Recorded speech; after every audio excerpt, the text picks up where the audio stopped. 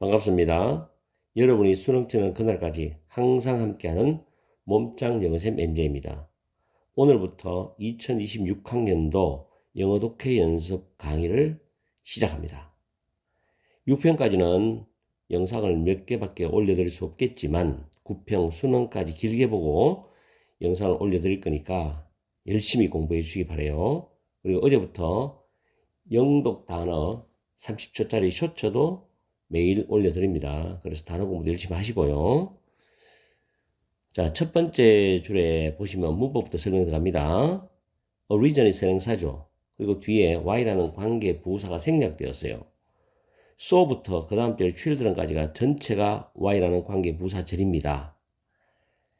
그리고 그 안에서 so many of the studies가 대지라는 주격 관계대명사의 선행사가 되죠.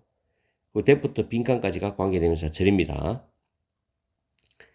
그 다음에 found는 타동사고 뒤에 대해서는 접속사 대시입니다. 다음에 두 번째 줄 끝에 보면 ask라는 단어 보이시죠? ask는 3형식 동사도 되고 4형식, 5형식 쓰는데 여기서는 4형식으로 쓰였어요. 그래서 다음 줄에 my 8-year-old가 간접 목적어고 if부터 school까지가 직접 목적어입니다. 이때 if는 인지 아닌지의 뜻으로서 whether과 같은 뜻입니다. 해석할 때 조심하시고, 그리고 네 번째 줄에 보시면은 intuitively 직관적으로 한 단어 부사가 동사를 no를 꾸미는데 그 뒤에 the way 앞에는 in이 생략되었어요. 내용적으로 이는 보통 생략을 많이 합니다. 그리고 might라는 조동사 뒤에 know the answer이 생략되었어요.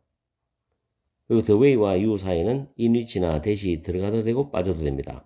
way 뒤에는 완전한 문장 구조인데 뒤에 생략이 되었지 없는 건 아니거든요. 그래서 완전한 문장 구조로 이해를 하시고 way 다음에 in which나 대시 들어가도 되고 빠져도 된다. 근데 way와 how는 같이 못 쓴다는 거. 계속 반복적으로 이야기해 드리니까 잘 기억하세요. 그리고 옆으로 쭉 가보면 a world가 보입니다. 선행사죠. 대시 주격 관계 대명사입니다.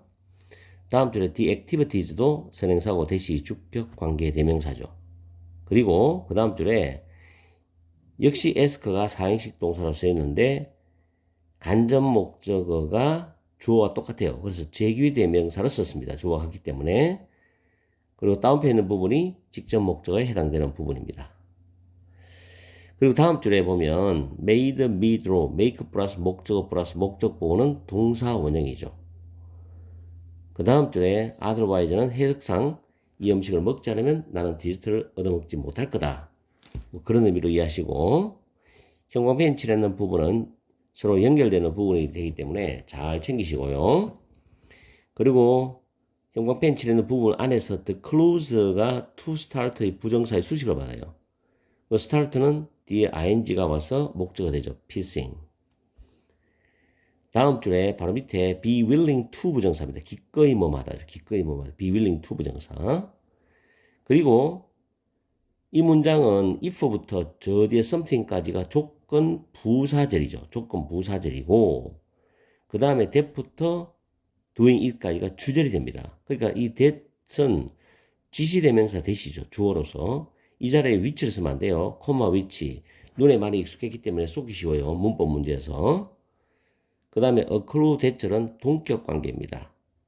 that이 동격 접속사로서 뒤에 문장은 완전한 지금 3형식 구조로 쓰였어요. 자, 이렇게 해서 문법을 간략하게 살펴봤고요. 내용적으로 들어갑니다. 첫 번째 줄에 보시면 there's a reason, 이유가 있다. 그 다음에 빈칸을 발견한 연구들의 정말 많은 것들이 아이들을 대상으로 실시된 이유가 있다. 그런 뜻입니다. 빈칸을 발견한 연구들의 너무나 많은 것들이 아이들을 대상으로 실시했다는 이유가 있다. 자, 아이들은 비비지 ing죠? 뭐뭐 하느라 바쁘답니다. figure out, 알아내다요. figure out과 똑같은 게 뒤에 3번 독해 또 나올 겁니다. find out, 알아내다. 꼭 기억하세요. find out, figure out, 알아내다. 아이들은 likes and dislikes가 명사죠. 그들이 좋아하는 것과 싫어하는 것을 알아내느라고 바쁘다. 왜냐하면 어른들처럼 빨리빨리 판단을 못하기 때문에 그만큼 경험이 적기 때문에 그런 거 아니겠습니까? 지식도 적고. When I ask my 8-year-old, 내가 나의 8살짜리 아들에게 if he likes a subject at school, 그가 학교에서 어떤 특정한 학과 과목을 좋아하는지를 물어볼 때, 좋아하는지 좋아하지 않는지를 물어볼 때, 그 아이는 he needs to think about it. 그것에 대해서 생각을 할 필요가 있다. 생각을 해야 된다는 거죠. He doesn't intuitively입니다. 그는 직관적으로, 그 아이는 직관적으로 그 정답을 모른다는 거죠. 왜? 경험이 부족하니까. 평소에 생각도 안 해봤기 때문에. 여러분 여기서 아이는 아니고 성인들이겠죠. 물론 부모님이 될 수도 있고, 여러분이 그 정답을 알 수 있는 그런 방식으로 직관적으로 그 답을 알지 못한다는 겁니다. 그렇겠죠? 그래서 their days, their 아이들이죠. 아이들의 하루를 차지하는 그 활동들 중에 너무나 많은 것은 설명이 필요하다. They might ask themselves. 아이들이죠. 자기 자신들에게 물어볼 수도 있어. Am I drawing because I like to draw or because my teacher made me draw? 내가 그림 그리는 것을 좋아하기 때문에 내가 그림을 그리고 있는 것이냐? 아니면 나의 선생님이 나에게 그림을 그리라고 시켰기 때문에 내가 그림을 그리고 있는 거냐? 내가 좋아서 하는 거냐? 아니면 시켜서 하는 거냐? 또는 Does this food taste good to me? 이 음식이 나에게 입맛에 맞는 거냐? 나한테 맛이 좋은 거냐? 내 입맛에 맞는 거냐? 아니면 Am I eating it because otherwise I won't get dessert입니다. 내가 이 음식을 먹지 않으면 나는 디저트를 얻어먹을 수 없기 때문에 내가 이 음식을 먹고 있는 것이냐? 라는 질문들을 자기 자신에게 물어볼 수도 있다는 겁니다. 왜냐하면 위에 셋째 줄에 그것에 대해서 생각을 해볼 필요가 있다 그랬거든요. 그 다음에 이제 중요한 내용이 나와요. 빈칸을 푸는 열쇠가 나옵니다. 인센티브스, 유인책이라는 건 우리가 쉽게 말해서 뭘 하면 뭐 해주겠다 이런 식이죠. 아이들에게 단서를 준다는 겁니다. 어떤 단서냐면 to start piecing together their likes or dislikes인데, 여기서 piece together 밑에 있죠. 무엇을 종합하여서 이해하다. 조각조각을 한데 모아서 이해하는 거. 그들이 좋아하는 것, 그들이 싫어하는 것을 종합하여서 이해하기 시작할 단서를 유인책이 그들에게 준다는 겁니다. 그렇겠죠? 애들은 생각을 하는 거니까. 그리고 만약 여러분이 아이고 그리고 어른이 뭔가를 하도록 여러분에게 기꺼이 돈을 지불한다면, 또는 기꺼이 돈을 지불해서 여러분이 뭔가를 하게 한다면, 돈 주겠니? 뭐 해? 뭐 하면 돈 주겠다는 거죠. 그렇다면 그것은, 이 대선 앞문장 내용 가르치죠. 그것은 단서이다. 자, 무슨 단서냐? otherwise는 어른이 돈을 주지 않으면 해석하세요. 즉, 돈은 유인책이죠. 유인책이 없으면, 어른이 돈을 주지 않으면 너는 그것을 하는 것을 즐기지 않을 것이라는 단서다. 네가 좋아하지 않을 것이라는 단서라는 거죠. 그럼 유인책은 나한테는 좋은 건 아니잖아. 왜냐하면 내가 진짜 좋아서, 스스로 좋아서 하는 것, 스스로 정말 좋아서 먹는 음식, 하는 일, 스스로 좋아서 하는 일이라면 괜찮거든. 난 동기부여가 자발적으로 되기 때문에. 근데 유인책으로서 뭔가를 하면 내 해주겠다. 이런 식으로 하면은 자발적인 동기부여가 일어나지 않거든요. 그럼 그 유인책이 없으면 나는 그걸 안 하겠지. 내가 좋아하는 게 아니기 때문에. 자, 그럼 박스에 뭐가 들어갈지 봅시다. 박스에 위에 첫 문장 다시 한번 해석해 보면은, 빈칸을 발견한 많은 연구들의 너무나 많은 것들이 아이들을 대상으로 실시하는 이유가 있다. 이런 말이거든요. 자, 1번. It pays to trust our intuition입니다. intuition은 직관이죠. 우리의 직관을 믿는 것이 득이 돼. 우리의 직관을 믿는 것이 득이 된다. 틀렸죠, 이거. 직관을 믿는다. 그 관점이 아니잖아. 두 번째, we act in our own self-interest는 사리 또는 이기주의, 자신의 이익이죠. 우리는 우리 자신의 사리 속에서 행동한다. 우리가 이익이 되는 것 속에서 행동한다. 그거 아니죠? 세 번째, 핵심적인 건 이독해야지 유인책입니다. 핵심어가 키워드가. 인센티브에서 유인책은 동기부여를 저해한다. 왜냐하면 유인책이 주어지면 그걸 그 유인책을 내가 받아들이기 위해 수용하기 위해서 내가 하는 거예요. 사실 내가 좋아하지 않더라도. 그런데 유인책이 없으면 안 하겠죠. 굳이 내가 좋아하지 않는데 할 필요가 없잖아요. 그러니까 유인책은 하겠다는 동기부여를 저해한다는 거죠. 이게 정답이 되는 거죠. 4번에 old preferences, 오래된 선호는 last a lifetime, 평생 지속될 수 있다. 오랜 선호 개념 아니죠? 5번에 보상, reward, 보상은 처벌보다도 더 효과가 있다. 보상 처벌에 대한 이야기도 아닙니다. 그럼 3번을 집어넣어서 다시 한번 볼까요? 유인책은 동기부여를 저해한다. 유인책이 동기부여를 저해한다는 것을 발견한 연구들이 너무나 많은 것이 아이들을 대상으로 실시했다라는 이유가 있다. 아이들의 질문에서 아이들한테 유인책을 주면 어떻게 하고. 그런 얘기 밑에 나오죠, 그죠?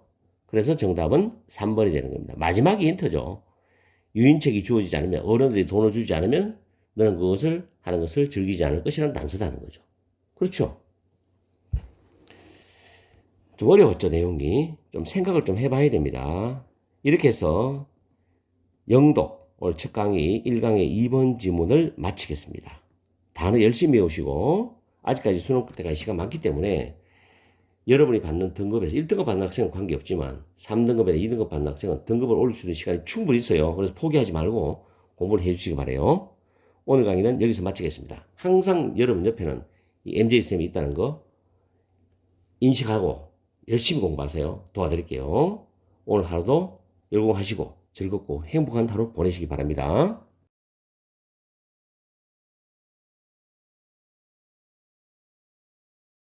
반갑습니다. 여러분이 수능 치는 그날까지 항상 함께하는 몸짱 영어쌤 MJ입니다. 오늘은 영어 독해 연습 1강의 3번 지문을 강의해 드리겠습니다. 이 지문은 경쟁에서의 과장에 대한 이야기입니다. 자, 문법부터 먼저 출발하죠. 세 번째 줄에 보시면 intended to convince the other party to back down이 나오죠. 이때 intend라는 단어가 의도하다인데 intended가 pp죠. 그래서 pp가 되어서 앞에 있는 each party 각 당사자를 수식합니다. 그 다음에 convince 다음에 목적어 다음에 to 부정사죠. 목적어가 동사하도록 설득하다 납득시키답니다.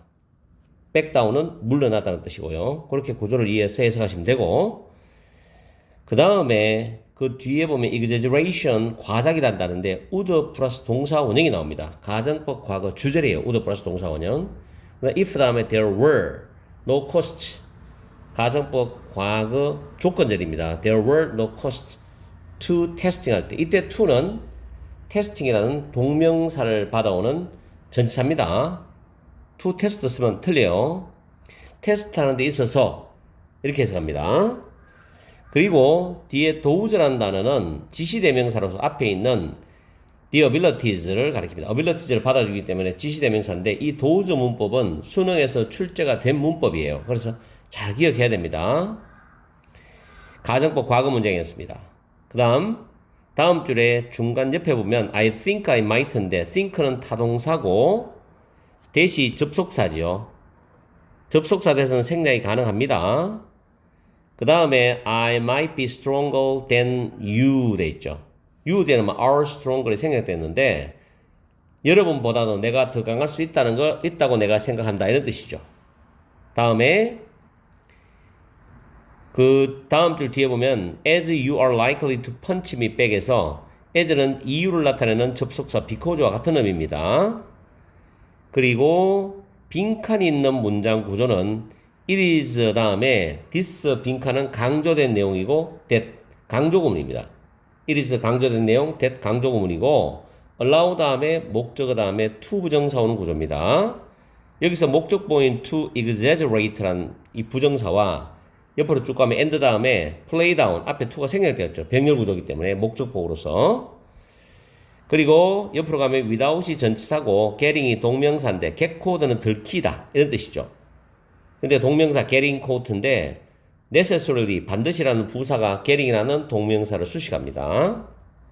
그리고 마지막 줄에 보면 unnecessarily large closure였습니다. 불필요하게 큰 집게발 껍질이죠. 뒤에 대시 목적격 관계대명사입니다. 그 이유는 day라는 단어가 crabs라는 개를 가리키죠. 그 다음에 feel이 타동사인데 그 뒤에 목적어가 빠져나가서 앞에 있는 불필요하게 큰 집게발 껍질을 선행사로 가져오기 때문에 대시 목적격 관계대명사가 되는 겁니다. 이렇게 해서 문법을 다 정리를 했고요.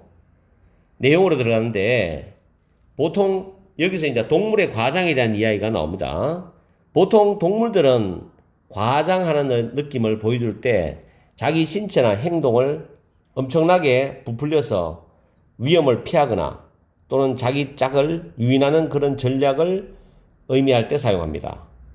그래서 공작새 같은 경우는 화려하죠. 수컷이 큰 꼬리 깃털을 쫙 펼쳐가지고 암컷의 관심을 끌려고 하고, 보그 같은 경우는 위협을 딱 느끼게 되면 몸을 부풀립니다. 그래서 자신을 더 크게 보이게 해서 포식자를 위협을 하죠.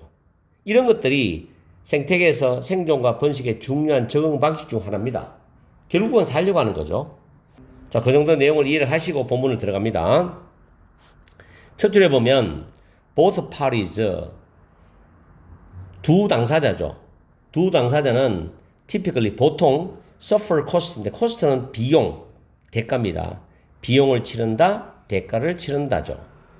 when 말 때 a competition, 경쟁이 escalate는 단계적으로 확대되답니다. 즉 악화되는 뜻이에요. 여기서 경쟁이 폭력으로 악화될 때, 단계적으로 점점 확대되어서 악화될 때, 폭력으로 악화되는 건 안 좋은 거잖아요. 이렇게 될 때 양쪽 당사자는 보통은 그 대가를 치르기 때문에, 그렇게 되는 대가나 희생 비용을 치르기 때문에 같은 종의 구성원들 사이에서의 경쟁은 보통은 그 다음 줄에 뒤에 보면 the other party, 상대방이 물러나도록 설득하려고 intended, 의도된 각 당사자에 의한 진실과 과장의 조합이 납니다. 100%만 진실이 아니고 과장도 좀 섞어서 조합시켜서 보여주는 거죠. 왜냐하면 상대방이 물러나도록 납득하고 설득시킬 의도로 말이죠. 그죠? 자, 그 다음에 과장은 would disappear if there were no cost to testing one's abilities against those of one's opponent. opponent는 상대방이죠. 만약에 상대방의 능력에 견주어서 자신의 능력을 테스트하는데 어떤 비용이나 대가가 없다면은 과장은 사라질 것이다. 굳이 과장해서 보여줄 필요는 없잖아요. 그죠? 능력을 비교해 봤을 때. 대가가 없다면 그럴 필요 없잖아요. 자, 그런 말이고요. 그 다음에 만약에 우리가 competing over the last slice of cake입니다. 마지막으로 남은 케이크 한 조각을 두고 경쟁을 한다면, 그리고 내가 생각할 때 내가 상대방 you 또는 여러분보다도 더 강할 수도 있다라고 생각을 한다면 I'll just punch you. 내가 상대방을 가격을 하죠. 펀치를 탁 날려. 그리고 알아내겠지. 이마가 내보다 더 센지 안 센지. 그러나 했습니다. There is a notable cost to this test죠. 이런 테스트에는 주목할 만한 현저한 대가 비용이 있다는 거죠. 내가 아주 세면 그게 없죠. 근데 상대방이 셀 수도 있잖아. 그래서 이런 테스트에는 현저한 비용이 있다. 왜냐하면 you are likely to punch me back이죠. 여러분이 또는 상대방 you가 나를 되받아 칠 가능성이 있기 때문에 이런 테스트에는 현저한 비용이 대가가 존재한다는 겁니다. 그렇죠? 자, 그 다음에 줄이 꺼져 있죠. 그것은 a bummer, 불쾌한 경험이라는 뜻이거든요. under the best of circumstances입니다. 그래서 최선의 상황 아래에서도 불쾌한 경험이 되겠지. 그러나 particularly so, 특히 그렇다는 겁니다. 만약에 you are stronger than I am이죠. 상대방인 you가 나보다 더 강하다면 특히 그렇다는 이야기죠. 왜가? 내가 상대방을 때렸을 때 그 고통보다도 내가 한 대 쳐맞으면 더 아프기 때문에. 특히 더 그렇다는 이야기죠. 그쵸? 자, 그 다음에 강조구문을 들어갑니다. 강조구문은 지금 주어가 강조됐을 때는 이리즈 대해서 날려버리고 그냥 순서대로 해석하세요. 이러한 빈칸은 허용해 준다는 거죠. 속이는 개체들이 과장하도록 허용해줘. 이러한 빈칸은 그들의 강점, 장점을 과장을 하고 그들의 약점은 축소하는 거야. 반드시 들키지 않고 그들의 장점은 과장하고 약점은 축소하도록 해준답니다. 뭐가? 이러한 이것이죠. 그러면 장점은 부각시켜서 과장을 하고 약점은 축소한다는 거. 그러면 결국은 이 안에는 뭐냐? 경쟁에 대한 어떤 비용이 확실하다는 거야. 확실한 비용이 있어. 그러면 내가 강점은 부각시켜야지. 약점은 안 보이도록 해야 축소시켜야지. 그죠? 안 들키면 되는 거잖아. 그러면 경쟁에 대한 비용은 확실하게 내 편이지 뭐. 자, 그럼 보세요. This type of exaggeration, 이런 유형의 과장은 throughout the animal kingdom이죠. 동물계 전체에 걸쳐서 보여줄 수 있어. 목격이 될 수 있다고. 예를 들어서 왜 무스는 큰 사슴과 동물이에요. 무스 또는 하이에나가 레이저 들어 올린다고. 또 해커스는 밑에 있죠. 목들비 틀을 온들백 그들이 등 위에 있는 목들비 틀을 쫙 들어 올려. 그럼 어떻게 됩니까? To appear larger. 더 크게 보이겠지. 또는 when crabs grow unnecessarily large claw shells that they do not fill with muscles가 되죠. 개가 grow는 키운다는 겁니다. 불필요하게 큰 집게발 껍질을 키워. 근데 개가 근육으로서 채워지지 않은 그런 불필요하게 큰 집게발 껍질을 키운다고. 어떻게 보면 구라치는 거죠. 이거는 쉽게 말해서. 근육으로 꽉 차가 이게 크면 정말 힘이 센데 안에 뻥 비어 있단 말이에요. 그죠? 근데 그걸 키워. 이게 과장이죠. 이런 게 이제 동물 전체에서도 보여주시다는 거예요. 결국은 이 밑바닥에는 뭐 지가 생존과 번식에서 살아나기 위해서 하는 중요한 적응 방식이다라고 보시면 됩니다. 자, 그러면 장점은 과장하고 약점은 축소한다. 안 들키고 이 말 나왔거든요. 그럼 1번에 heavy price of inaction이죠. 인액션은 활동을 안 하는 거니까 비활동이죠. 비활동이 엄청난 비용? 이 말 아니잖아, 지금. 그죠? 두 번째, constant는 지속적인 그런 벌써 추구인데 조화의 지속적인 추구. 관점이 전혀 이상하죠. 세 번째, guaranteed. 보장하다. 그 guaranteed니까 확실한, 보증이 된 비용인데 경쟁에 대한 확실한 비용이죠. 경쟁에 대한 확실한 비용은 내가 강점은 과장을 하고 내가 약점은 축소해. 안 들키고. 이거는 속이려는 개체가 하도록 허용해 주는 거잖아. 그래서 답은 3번이잖아. 그쵸? 그러면 상대방이 겁먹고 도망을 가든지 뭐. 나를 피하겠지. 4번에 innate preferences for physical conflict입니다. innate는 선천적인, inborn이라는 단어 동의하죠. 선천적인 선호, 물리적 갈등에 대한 선천적 선호. 이런 말도 아니죠. 5번째, 상대에 대한 excessive, 과도한 underestimation, 과소평가. 상대에 대한 과도한 과소평가. 이건 아니죠. 과소평가를 하는 게 아니라 내가 좀 더 커 보이게 하고 내가 좀 더 세 보이게 한다는 거야. 이게 경쟁에서 확실하게 이기는 그런 방법이잖아. 그죠? 확실한 대가 비용이란 말이야. 아시겠어요? 그래서 답은 3번입니다. 좀 내용이 어려웠어요. 한번 정리를 해줄게요. 자, 이거 보면 도입 부분에서 경쟁의 비용에 대해서 첫 번째 문장 나오죠. 경쟁이 폭력으로 막 악화될 때 당사자 모두 비용을 치러야 되잖아. 그리고 진실과 과장의 조합으로 상대방이 물러나도록 설득도 한다 그랬어. 근데 두 번째 문장에서 경쟁에서의 과장이 나오지. 능력을 서로 견주어 시험하는데 비용이 발생하지 않으면 그 과정도 없어지게 된다. 그러면서 예를 들어서 세 번째 문장, 네 번째 문장 예시가 나오죠. 케이크를 두고 경쟁을 한단 말이에요. 마지막 케이크 한 쪽 두고 내가 상대방보다 더 강하다고 생각하면 내가 상대방을 때려, 펀치를 날려, 폭력을 사용해서 확인하려고 하지. 그런데 상대방이 나를 되받아칠 가능성이 있겠죠. 그러면 거기에 대한 비용이 분명히 발생할 가능성이 있겠죠. 그런 말 했고, 마지막으로 5번째 문장과 6번째 문장에서 경쟁의 비용에 대한 이야기를 합니다. 경쟁에 대한 확실한 비용 때문에 강점을 과장하고 약점을 축소한다. 들키지 않고. 그 예로서 무스나 하이에나 같은 동물계에서의 동물의 어떤 자기 신체를 더 크게 보이게 한다는 이야기를 했죠. 이렇게 해서 이 내용 정리를 끝냈고요. 쉽진 않았습니다. 한번 잘 생각해 보세요. 빈칸 문장을. 자, 오늘 강의는 여기서 마치겠습니다. 그리고 해석 철저히 하시고요. 항상 여러분과 함께하는 MJ가 되겠습니다. 오늘 하루도 마무리 잘 하시고 남은 시간 즐겁고 행복한 시간 보내십시오.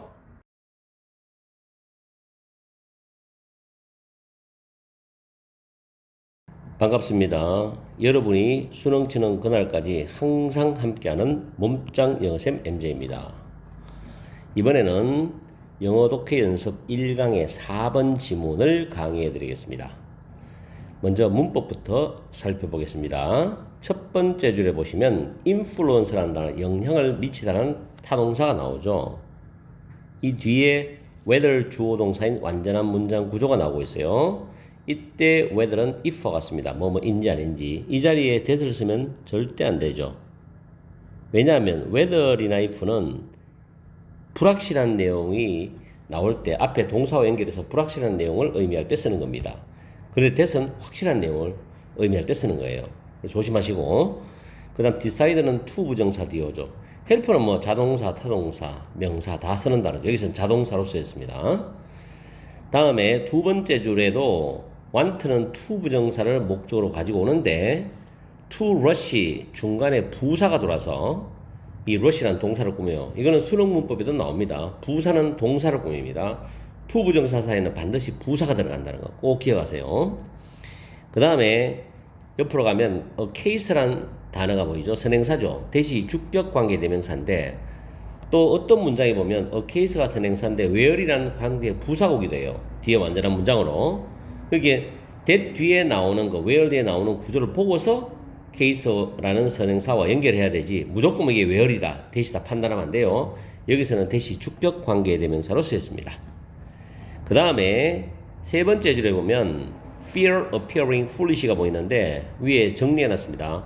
fear to 부정사는 동사 하는 것을 두려워하다는 뜻이고 fear ing 즉 동명사는 동사 하는 것이 두렵다는 뜻이에요.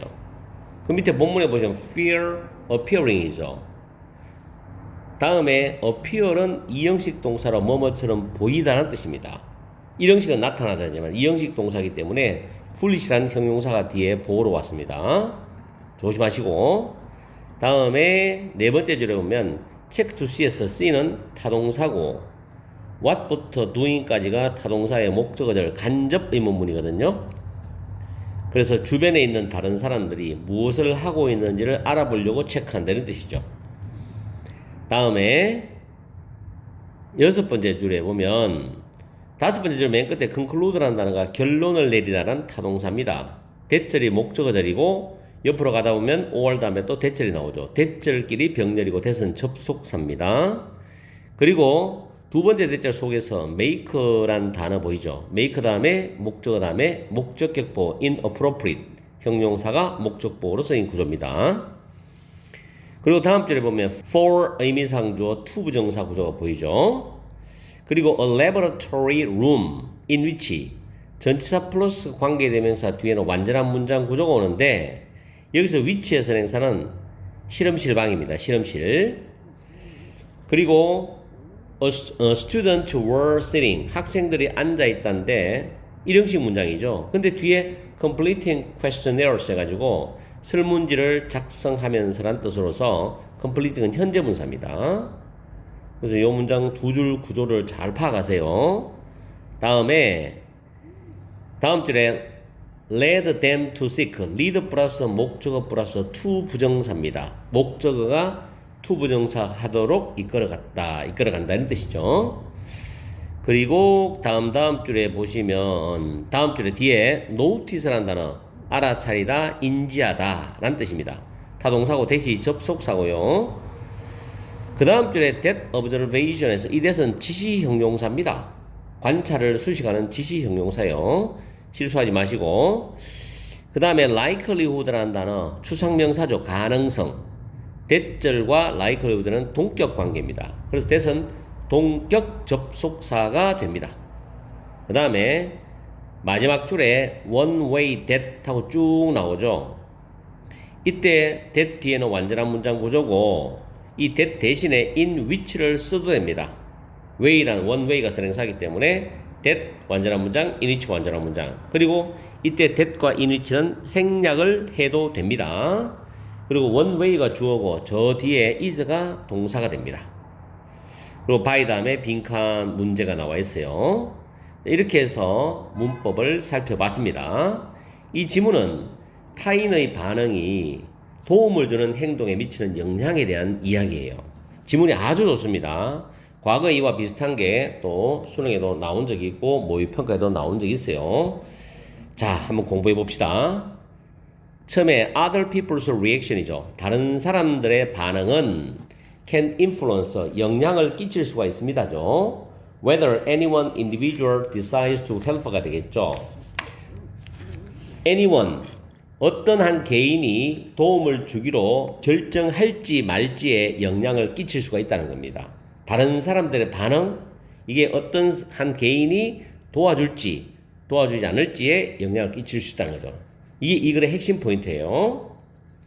No one wants to foolishly rush to help in a case that may not be an emergency after all입니다. emergency는 긴급 상황이라는 단어죠.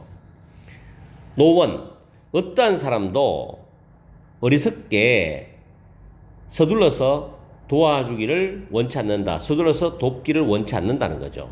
어떤 경우에 결국에는 응급 상황이 아닐 수도 있는 경우에는 어리석게도 급하게 서둘러서 다른 사람을 도와주기를 원치 않는다는 겁니다. 그렇죠. 응급 상황일 땐 달라지겠죠. 근데 일반적인 상황에서는 그렇다는 이야기죠. 왜냐하면 우리말로 뭐 주제넘게 남을 도와주는 것도 상대방한테 신뢰가 되는 거고 무례를 범하는 일일 수 있기 때문에. 자, in fact, 사실 people sometimes, 사람들은 가끔씩은 fail to act죠. fail to 부정사는 동사하지 못하다는 뜻입니다. 그래서 행동을 하지 못한다는 거예요. 왜냐하면 그들이 다른 사람들 앞에서 어리석어 보이는 것이 두렵기 때문에 행동을 하지 못한다는, 가끔.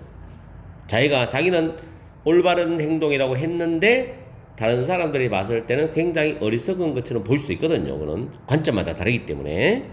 그래서 we usually keep calm and check to see what other present are doing입니다. 우리는 보통은 keep calm, 침착함을 유지하다죠. 침착함을 유지하고 주변에 있는 present, 주변에 있는 형용사입니다. 다른 사람들이 무엇을 하고 있는지를 알아보려고 확인을 한다는 거죠. 그렇죠? 그리고 다른 사람들이 뭐 급하게 도와주고 움직이면 같이 가는 거예요. 이게 바로 사회적 동물이라는 느낌과도 통하는 맥이죠. 자, 물론 만약에 다른 모든 사람이 또한 침착함을 유지하고 있어. 뭐 하면서 그 다른 모든 사람, 그들이 다른 사람의 반응을 체크하면서 확인하면서 침착함을 유지하고 있다면 모든 사람들은 결론을 내릴 거라고. 뭐라고? 도움이 필요되지 않는구나 라고 결론 내릴 거라고. 또는 norms make helping inappropriate. 규범이죠. norm은 규범상 도와주는 것이 부적절하게 된다라고 결론을 내릴 거라고. 어설프게 나서지 않는다는 이야기죠. In one series of studies입니다. 1년의 연구들 속에서 experimentals가 되겠죠. 실험자들은 arrange는 뭐 배열하다, 정돈하다도 있고 마련하다도 있는데 여기서는 설계하다. 실험자들이 설계를 했어요. for smoke to pour. for 의미상조 to 부정사인데 연기가 pour은 쏟아져 들어오도록 into니까 실험실에 연기가 쏟아져 들어오도록 설계를 했어요. 그 실험실 안에는 학생들이 앉아 있는데 questionnaires, 설문지를 작성하면서 학생들이 앉아 있는 그런 실험실이야. 그 안에 연기가 쏟아져 들어오도록 설계를 했단 말이에요. 됐죠? When the students were alone입니다. 학생들만 있을 때는 they were concerned at the unusual situation. unusual은 특이한이죠. 그 특이한 상황 속에서 그 학생들의 우려는 곧 그 학생들이 도움을 구하도록 이끌어가게 되었다. 도움을 구하게 만들었다는 겁니다. 학생들과 있을 때는. 그러나 when two confederates in the room, 그 실험실 안에 두 명의 그 공모자죠. 실험을 공모한 두 사람이 그 연기에 대해서 어떤 반응도 보여주지 않을 때는 participant, 참가자들은 또한 아무것도 행동을 취하지 않았다는 겁니다. 그렇죠? 실험실 공모자가 가만히 있는데 자기들이 참가자에 나서갖고 뭘 하는 거는 또 이상하잖아. 그래서 아무것도 안 했다는 거예요. When people notice that bystanders and the passerby are unresponsive, that observation reduces the likelihood that they will help입니다. 사람들이 방관자, 구경꾼이겠죠. 구경하는 사람들, 패스를 지나가는 사람, 행인들이겠죠. 이런 사람들이 반응을 하지 않는다고 인지할 때 그러한 관찰은 줄인답니다. 어떤 가능성? 그들이 도와줄 가능성을 줄인다. 그들이 나서서 도와줄 가능성을 줄여준다는 거죠. 가만히 있다는 이야기죠. 그래서 결론 갑니다. One way that the presence of bystanders can influence helping인데 방관하는 사람들의 presence, 존재가 helping, 도움을 주는 것에 영향을 미칠 수 있는 한 가지 방법은 다시 한번 방관하는 사람들의 존재가 도움을 주는 것에 영향을 미칠 수 있는 한 가지 방법은 by blank다 이 말입니다. 자, 밑에 보기 봅니다. 1번에 suggest는 제안하도 있지만 암시하답니다. That helping is contrary to norms가 되겠죠. 도와주는 것이 norms, 규범이죠. 규범에 반한다, 규범에 어긋난다, 규범에 적절하지 않다라는 걸 암시함으로써 이다는 거죠. 방관한 사람은 가만히 있는 거잖아요. 구경만 하고 있는 거지. 도와주지 않고. 그러니까 이런 방관하는 사람이 옆에 있다는 거, 존재한다는 게 도와주는 거에 영향을 줄 수 있는 한 가지 방식은 바로 도와주는 것은 규범에 어긋나는 거다. 적절하지 않다는 걸 암시하는 거다. 이게 답이겠죠. 그렇죠? 그 주변에 있는 타인들의 반응을 보고서 내가 도와줄지 도와주지 말지를 판단하게 된다는 겁니다. 굉장히 좋은 질문이에요, 이거. 이번에 keeping others from taking unnecessary risks입니다. take unnecessary risks는 불필요한 위험을 감수하다는 표현이에요. keep 목적 from ing 오른쪽에 있죠. 동의어까지 다 적어놨어요. 주어 keep 목적 from ing는 주어는 목적어가 동사를 못하게 하다, 막다, 저지하다, 방해하다 이런 뜻입니다. 됐죠? 동의어는 다 외우시고요. 그래서 다른 사람들이 불필요한 위험을 감수하는 것을 저지한다, 막아버린다. 지금 그런 내용 아니잖아. 세 번째, following the norms that would secure safety입니다. secure는 확보하다라는 단어죠. 잘 외우세요. 확보하다. 안전을 확보할 수 있는 그런 규범을 따라간다? 그런 말도 아니고. 네 번째, encourage 목적어 투부정사인데, encourage는 장려하다, 격려하다, 권장하다거든요. 사람들이 take notice of는 뭐뭐에 주목하다, 주의하다거든요. 보상에 주목하도록 장려한다. 이 말도 아니고. 다섯 번째, emphasizing 강조하다인데, that norms should be applied to everyone이죠. 규범이 모든 사람에게 적용되어야 된다는 것을 강조한다. 이것도 아니죠. 정답은 1번이 됩니다. 1번이 돼요. 내용 정리 한번 해봅시다. 자, 첫 번째 문장이 주제문입니다. 타인의 반응이 도움 행동에 미치는 영향에 대한 이야기죠. 타인의 반응은 어떤 한 개인이 도움을 주기로 결정할지 여부에 영향을 미칠 수 있다 그랬잖아요. 그러면서 두 번째 문장, 세 번째, 네 번째, 다섯 번째 문장까지 쭉 부연 설명하고 있어. 타인의 반응이 도움을 주는 행동에 영향을 미치는 이유가 뭐냐? 타인 앞에서 어리석어 보이는 것이 두려워서 행동에 직접적으로 나서지 못한다는 거. 또 다른 사람이 모두 침착함을 유지하면서 반응하지 않으면 모든 사람이 규범상 도움 제공이 부적절하다고 결론을 내린다는 거죠. 그 다음 여섯 번째 문장에서 일곱 번째, 여덟 번째 문장까지 거기에 대한 실험, 관련된 실험에 대한 이야기인데 방에 연기가 났을 때 주변 사람이 아무 반응을 보이지 않으면 참가자도 어떤 행동도 취하지 않는다는 이야기 있었죠. 그래서 마지막 아홉 번째, 열 번째 문장에서 결론적으로 타인이 반응을 하지 않는 것이 도움 행동에 미치는 영향에 대한 이야기거든. 개인이 타인의 무반응을 보게 되면 도움을 줄 가능성이 적다, 줄어든다는 이야기죠. 방관하는 사람의 존재는 도움을 주는 것이 규범에 어긋난다는 것을 암시할 수 있다는 거. 잘 들으세요. 방관하는 사람의 존재는, 즉 도와주지 않잖아. 도움을 주는 것이 규범에 어긋난다는 것을 암시할 수 있다. 이런 걸로 마무리하고 있습니다. 됐죠? 잘 정리하십시오. 아주 좋은 질문이기 때문에. 오늘 강의는 여기서 마치겠습니다. 항상 여러분과 함께하는 MJ가 되겠습니다. 여러분 하시고 저녁 시간 즐겁고 행복한 시간 보내십시오.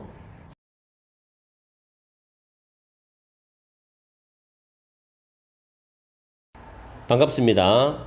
여러분이 수능 치는 그날까지 항상 함께하는 몸짱 영어쌤 MJ입니다. 지금 밖에 비가 많이 내리고 있어요. 번개도 치고. 이번에는 영어 독해 연습 1강의 6번 지문 밑줄 유형을 문법이 몇 개 안 되니까 바로 해석을 하면서 내용 정리하면서 문법을 이야기를 곁들여 줄게요. 지문이 상당히 어렵습니다. 문서를 매개로 한 통치 형태의 등장에 대한 글이거든요. 자, 첫 번째 줄에 보시면은 state information은 국가 형성이라고 해석하시고 centralization은 중앙 집권합니다. government는 통치 체제라고 해석하세요. 초기 근대 유럽에서 국가 형성과 통치 체제의 중앙 집권화가 되어가는 그 과정들은 involve 수반했다는 겁니다. The use of increasing amount of information이죠. 점점 증가하는 양의 정보의 사용을 수반했다는 겁니다. 정보가 점점점 많아진다는 거죠. 그럼 그 정보가 점점 많아지는 것을 말로 하면서 통치할 수 없잖아요.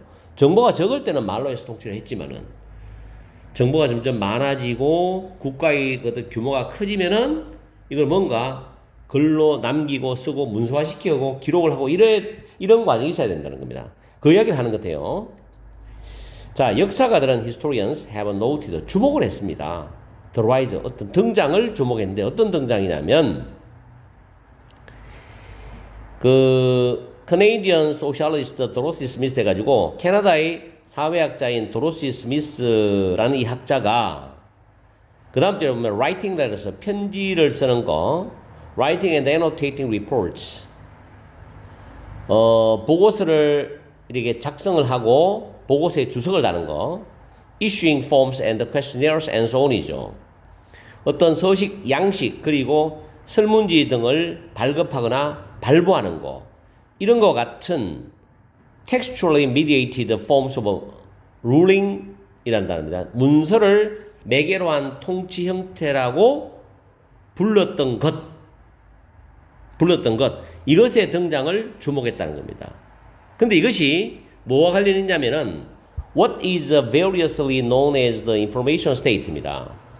정보 국가, archive state, 기록 보관 국가, or paper state, 문서 국가로서 variously 다양하게 알려진 그런 것과 연관이 돼 있어.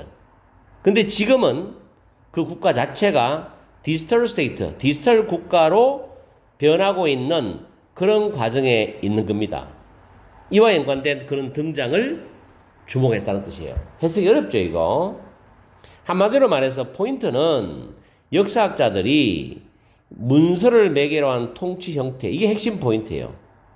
핵심 포인트. 그러니까 규모가 커지고 국가가 제대로 형성이 되고 통치체제가 중앙집권으로 딱 정착이 되려면은 기록을 해야 돼. 문서로 기록을 해요. 기록을 보관해야 돼. 문서로 남겨야 되고. 정보가 많아지니까. 그런 내용이겠죠. 이게 포인트입니다. 해석을 잘 해야 되겠지만 포인트를 잘 잡아야 돼. 근데 요즘은 뭐 21세기, 앞으로 22세기는 디지털 국가잖아요. 그죠? 전부 뭐 인터넷으로, 전산으로, 전자로 다 하니까. 자, this process입니다. 이러한 과정은 may be described as 뭐뭐로서 설명이 될 수가 있어요. The rise 등장으로서 설명될 수 있는데 무슨 등장이냐면 bureaucracy입니다. 관료제죠. 관료주의, 관료제. In the original sense of the form. 그 용어의 원래 형태에서의 관료제. 즉 다시 말하면 the rule of the bureau. 이 관청의 국입니다. 무성국 있죠. 정부기관에서. 즉 사무실과 그 사무실에 있는 관리들의 그런 규칙 있죠. 룰, 통치. 이런 거와 지금 동격관계로 있습니다. 앞에 있는 그 용어의 원래의 형태의 관료제, 다시 말하면 관청의 국, 즉 사무실과 그 사무실의 관리들의 통치, 등장으로서 설명될 수 있다는 겁니다. 그 하나의 큰 나라가 있고 그 안에 각 국이 있겠죠. 부서가 있고 이 관료 체제적으로 이제 어떤 그 정통치 체제의 과정이 쭉 연결되어 있는 겁니다. 그죠? 관리들이 있고. These officials, 이러한 관리들은 both A and B인데 동사 두 개 병렬 구조죠. issue, 발행하고 발급하죠. follow, 따라갔습니다. written orders가 되겠죠. 서면으로 된 명령을 발부하고 그걸 따랐어요. 그리고 기록도 했습니다.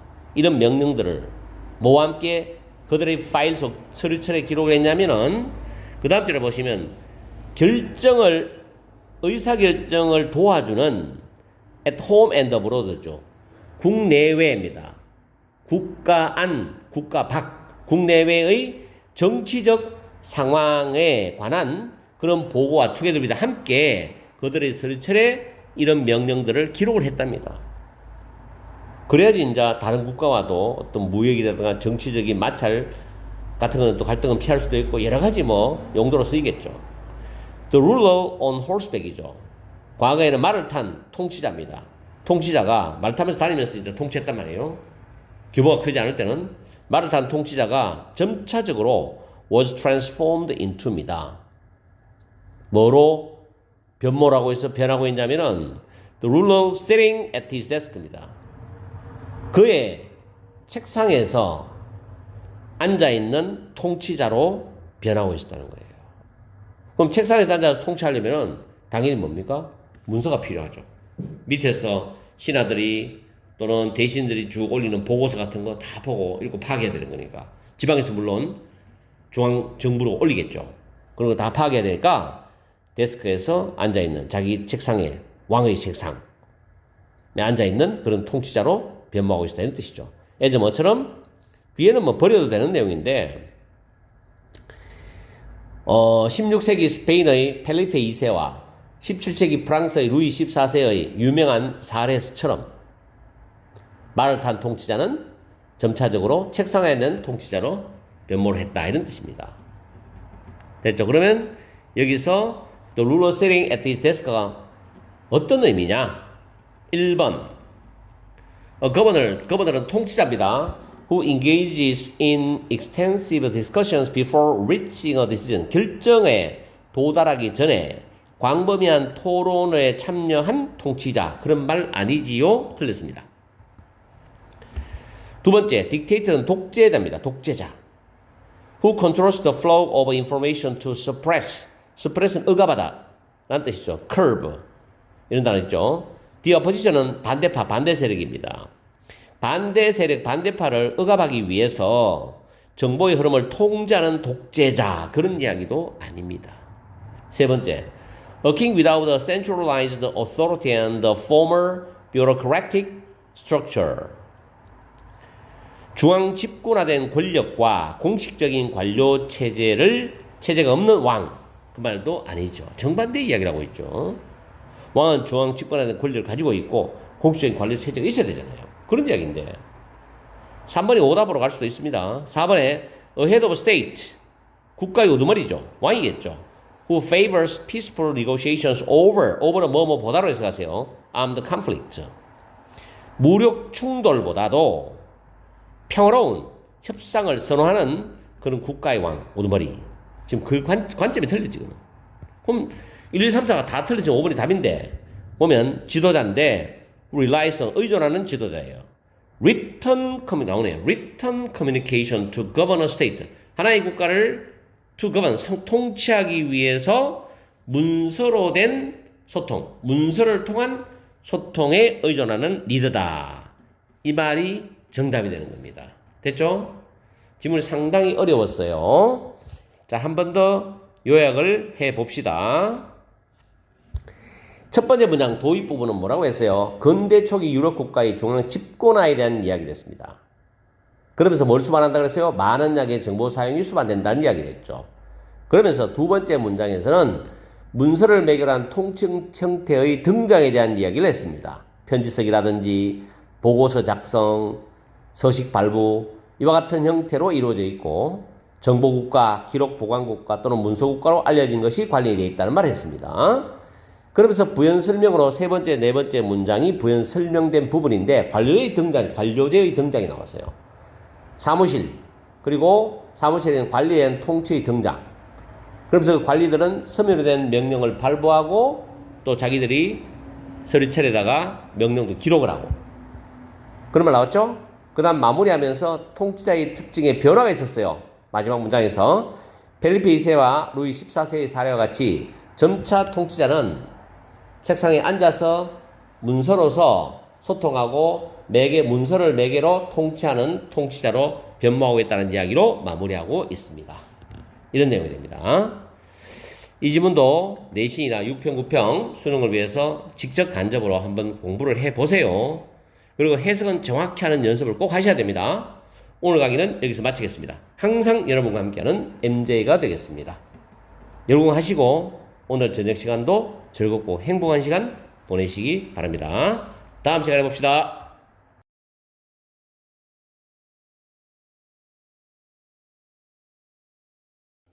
반갑습니다. 여러분이 수능 치는 그날까지 항상 함께하는 봄장 영어쌤 MJ입니다. 이번에는 영어 독해 연습 1강의 8번 지문을 강의해 드리겠습니다. 빈칸 문제죠. 문법을 먼저 살펴보겠습니다. 첫 번째 줄에 보면 ask라는 단어가 물어보다는 타동사지요. y는 의문 부사로 쓰였다고 보시면 돼요. 간접 의문문 어순이라고 생각하시면 됩니다. 그리고 이 안에서 having이 동명사 주어로 나와요. 그래서 having에 연결되는 동사가 저 뒤에 is죠. 그 다음에 while ing, 운전하는 동안인데 접속사 while 다음에 ing는 현재 분사입니다. 왜냐하면 주어 플러스 동사가 축약되어서 현재 분사로 바뀐 겁니다. 그리고 much more disruptive than, 비교급 than이죠.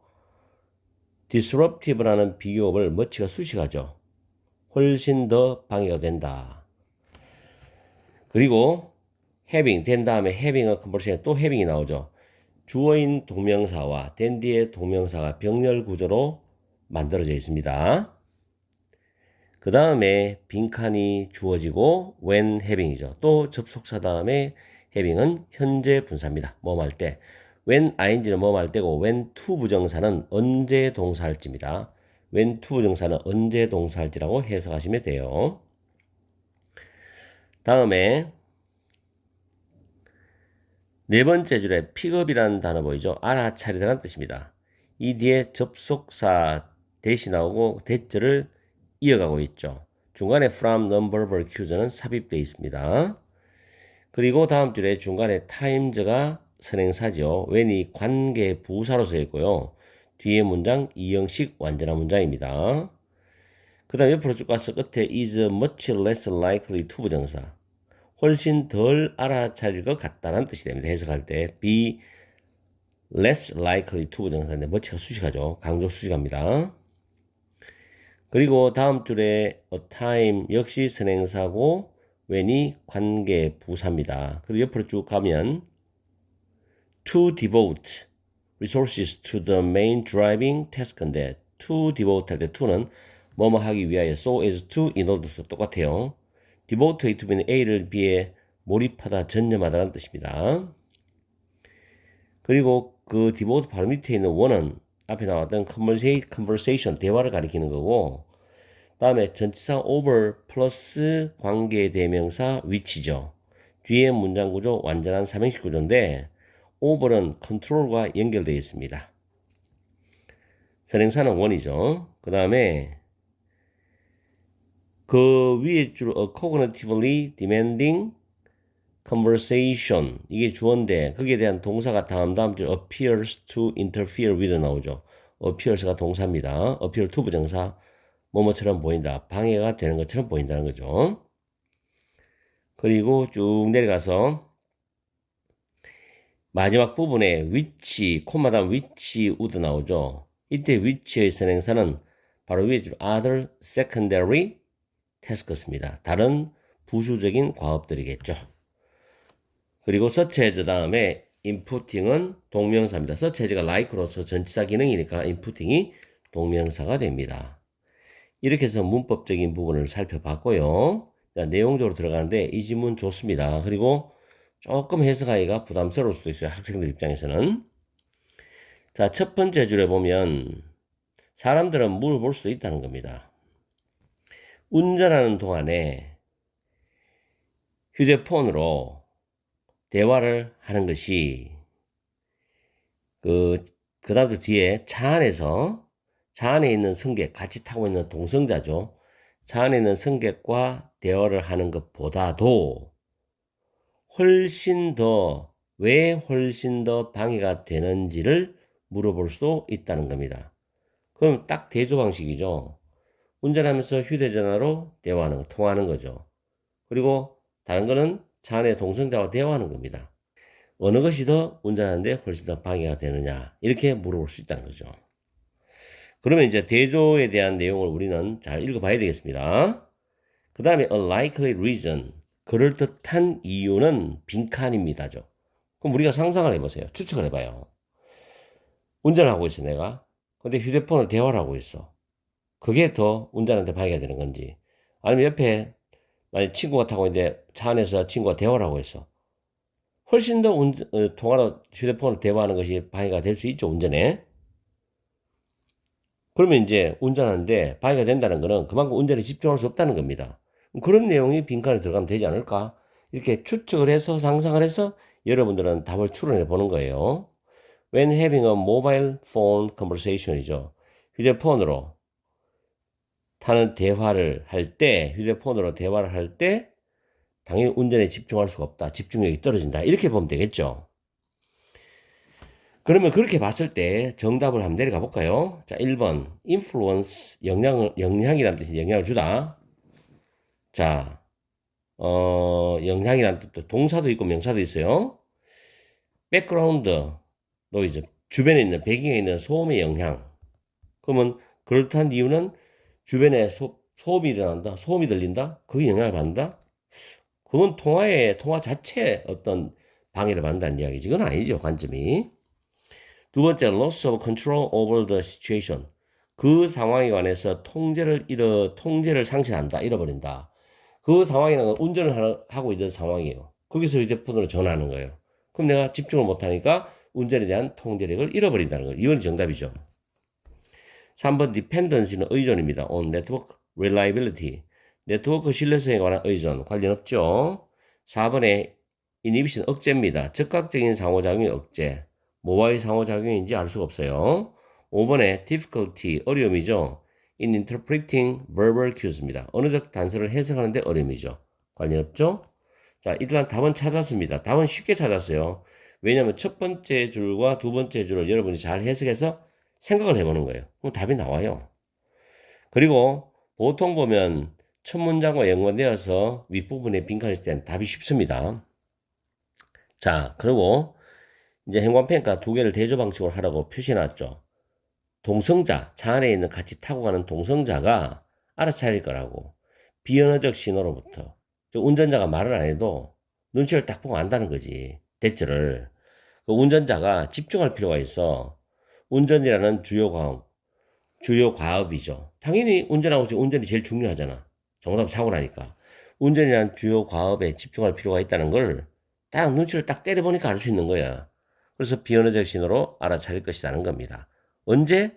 at times when이한데 후자가 까다로운 그런 때, 여기서 후자는 운전을 말하는 거죠. 운전이 까다롭다. 동성자가 대화하는 것보다 운전이 더 까다로워, 더 힘들어. 그럴 때는 이 사람이 입을 다물고 가만히 있어야 되겠죠. 운전에 집중하도록, 운전자가.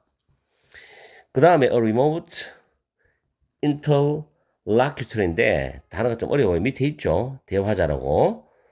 remote니까 휴대폰으로 통하는 대화자죠. 원격 대화자는 is much less likely to pick up these cues. 이러한 어떤 신호를 알아차릴 가능성이 더 적다. 훨씬 더 적다는 겁니다. 왜냐하면 자기는 운전자가 어떤 상황에서 운전을 하고 있는지 모르기 때문에. 그러므로 will continue to make a cognitively demanding conversation이죠. 계속해서 인지적으로 부담이 되는 대화니까 대화 내용 자체가 뭔가 운전자가 신경이 많이 쓰이게 하는 대화 내용일 수도 있잖아. 인지적으로 부담이 되는 그런 대화를 계속할 거라고. 왜? 상대방은 운전하고 있는 상황이 얼마만큼 집중해야 될 상황인지 모르기 때문에. At a time when the secondary task need to be shut down to devote resources to the main driving task인데 뒤에서 자원들이죠. 여기서 자원은 인지자원이죠. 운전자의 어떤 뇌를 써서 하는 인지자원입니다. 이것을 주요 운전 과업에 전념하기 위해서 그 부수적인 일은 휴대폰 전화 대화하는 거잖아. 이것이 need to be shut down, 종료될 필요가 있다라는 그런 시간에도, 그런 상황에도, 그런 순간에도 인지적으로 부담이 되는 대화를 계속할 거라고. 그죠? 그러면 결국 휴대폰 대화가 위험하다는 거지. 통제력을 잃어버리기 때문에. 이제는 답이 정확하게 나오죠. 빈칸 뒤에 내용을 읽었을 때 정확하게 답을 100% 우리는 맞춰낼 수 있습니다.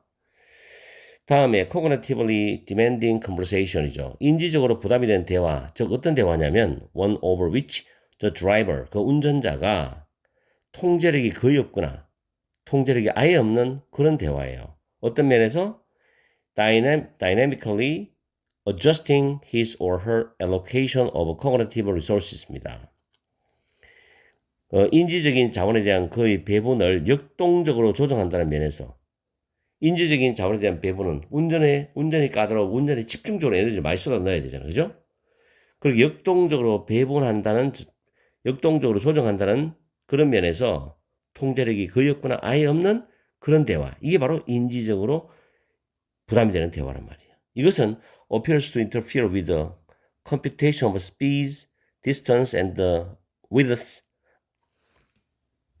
as required by the driving task니까 운전하는 그런 과업에 의해서 필요되어지는 것으로서의 어떤 속도라든지 거리라든지 차와 차 간의 어떤 폭이라든지 이런 부분을 방해하는 것처럼 보인다는 거죠. 그렇죠? by the 그 다음에 probably 아마도 뭐의 결과로서 diminished attention to sensory inputs입니다. 감각의 입력에 대한 어떤 감소된 주의 감소의 결과로서죠. 주의력이 떨어지겠죠. use of a mobile phone, 휴대전화의 사용은 또한 demand, 요구를 하는 겁니다. 다른 부수적인 어떤 과업들을 요구를 해요. 예를 들어서 뭐 같은 거냐면 키패드 위에 전화번호를 입력을 또 하는 거.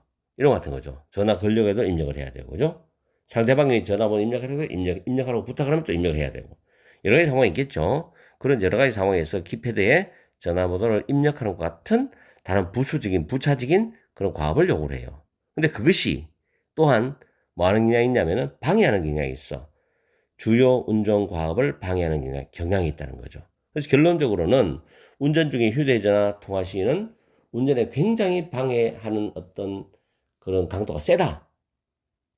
방해가 많이 된다는 겁니다. 그러면 사고 날 확률도 높아지겠죠. 그런 내용이 됩니다. 자, 이렇게 해서 정답은 2번 쉽게 맞췄으니까 여러분들이 뭐 이 지문이 꼭 나온다, 나오지 않는다 이걸 떠나서 정확하게 빠르게 한번 해석을 해보고 정리를 해보세요. 그리고 해석도 하면서 의미상 연결하는 걸 계속 연습하세요. 문장과 문장의 의미 연결은 굉장히 중요합니다. 그래야지 해석을 다 하고 나서도 그 내용 전체가 윤곽이 딱 드러나요. 아시겠죠? 오늘 강의는 여기서 마치겠습니다. 항상 여러분과 함께하는 MJ가 되겠습니다. 오늘 오후도 즐겁고 행복한 시간 보내십시오. 힘든 날이지만 힘든 시간이 다가오지만 열심히 하십시오.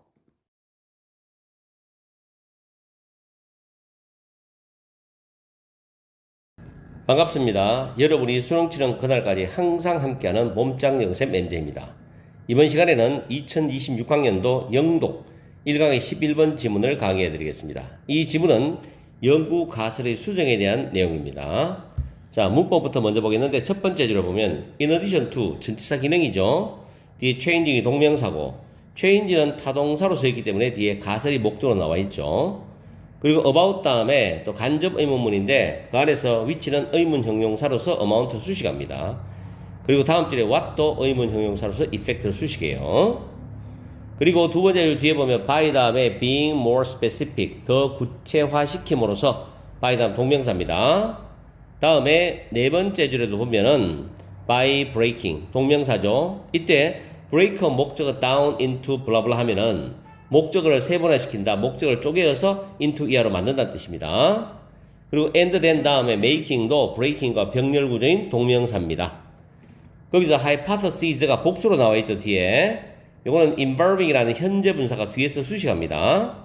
그리고 그 다음 줄 중간 뒤에 보면 rather than은 not의 의미고 hypothesizing이라는 hypothesize 타동사지요. 가설화 하다. 뒤에 대절이 목적어절이고 대선 접속사가 되겠습니다. 그리고 다음 줄에 보면 will not이 보일 거예요. 뒤에는 increase over time에 생략되었다고 보시면 돼요. 해석하실 때. 그리고 그 다음 줄에 앞에 say는 타동사고 대절이 목적어 대 접속사가 됩니다. 쭉 따라가서 find가 타동사고 what part of memory is most affected by stress인데 목적어절이죠. 여기서 what은 의문 형용사로서 part를 수식합니다. 그리고 그 다음에 다음 줄에 보면 for 다음에 social psychologist 사회심리학자들인데 who가 주격관계 대명사로서 사회심리학자들이 선행사가 되겠죠.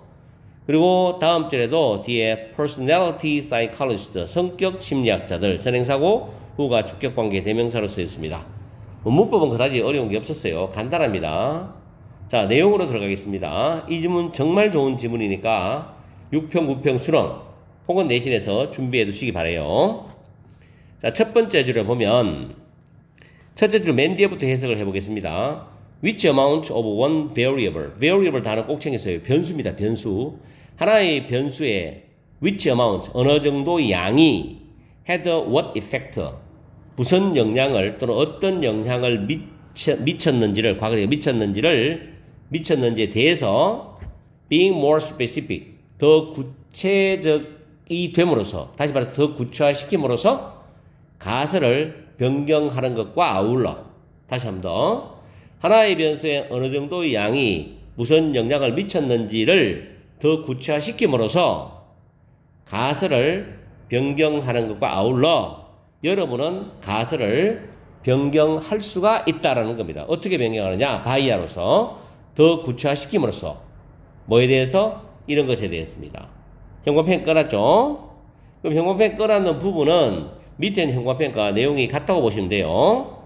자, thus, 그래서 if your hypothesis involves, hypothesis가 단수죠. involves s 붙죠. general construct까지 보면 만약 여러분의 가설이 일반적인 그런 construct가 구성 개념이에요. 일반적인 그런 개념 또는 구성 개념을 포함한다면 you may be able to improve your hypothesis. 여러분은 여러분의 가설을 개선할 수가 있을 수도 있다. 이 말은 위에 두째 줄에 여러분의 가설을 바꿀 수도 있다고 똑같은 말이에요. 그럼 어떻게? 지금 방법이 나오겠죠. 그럼 이 방법을 두 줄을 정리해서 빈칸을 때린다는 거예요. By breaking that multi-dimensional construct입니다. 다차원적인 그런 개념을 세분화시킨다. 쪼개어서 그것의 개별적인 차원으로 함으로써 그리고 그 다음에 그러한 개별적인 구성 요소들을 수반하는 또는 포함하는 가설들을 만들므로써 여러분의 가설을 향상시키고 개선할 수 있을 수도 있다라는 뜻이 되죠. 다차원적인 그런 구성 개념들을 개별적 차원으로 다 나누고 쪼개는 거예요. 다 나누고 쪼갠다 이 말입니다. 이 말이 들어가야 돼요. 그리고 난 뒤에 그 개별적인 구성 요소를 포함하고 수반하는 가설들을 만드는 거예요. 이걸 종합하면 빈칸 답이 됩니다. 됐죠?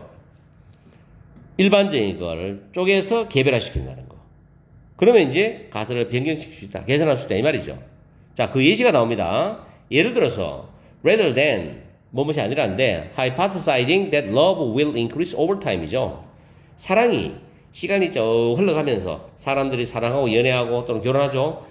불타는 사랑하면서 시간이 쭉 흘러가면서 사랑이 커질 거라고 가설을 세우는 대신에 가설을 세운다기보다는 여러분은 가설을 세울 수도 있어. 뭐냐면 사랑의 특정한 측면, 예를 들어서 헌신이나 친밀감이 시간이 흘러가면서 커질 거다라고 가설을 세울 수도 있어. 반면에 열정적인 사랑, 즉 다른 부분이겠죠. 위에 나왔던 거 다른 부분, 사랑에 대한 다른 부분인 열정적인 사랑은 시간이 흘러가면서 커지지 않을 것이다. 열정적인 사랑은 오히려 식어갈 것이다. 라고 가설을 세울 수도 있다는 겁니다. 그 다음 시밀러리 나오죠. 시밀러리는 앞에 나온 내용과 similarly 뒤에 나온 내용이 주제는 동일합니다. 그런데 소재는 달라요. 그럴 때 씁니다. Rather than saying that stress will interfere with the memory가 되죠. 스트레스가 기억을 방해할 것이라고 말한다기보다는 여러분들은 찾으려고 노력할 수도 있어.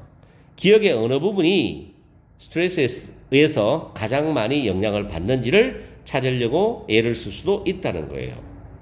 그러면서 is it encoding, rehearsal, organization, or retrieval인데 그것이 부호하냐?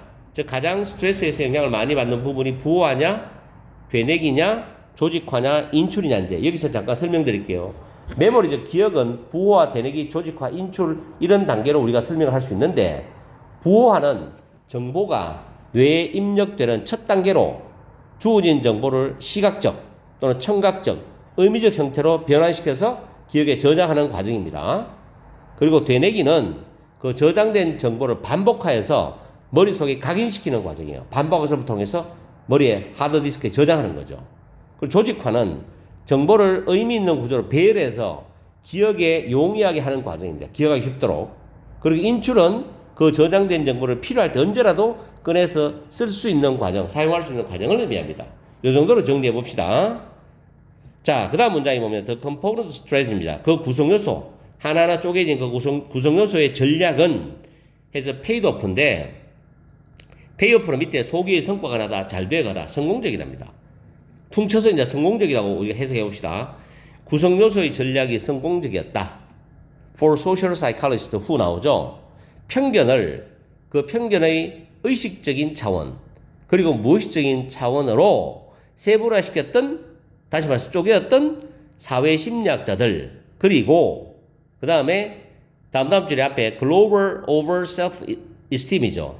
전반적인 그런 자존감을 다양한 유형, 즉 신체의 자존감, 학업적인 자존감, 사회적인 자존감 등으로 다양한 유형으로 세분화시켰던 성격 심리학자들에게는 이런 구성요소의 전략이 소기의 성과를 이루었다, 성공적이었다 라는 말로 마무리하고 있습니다.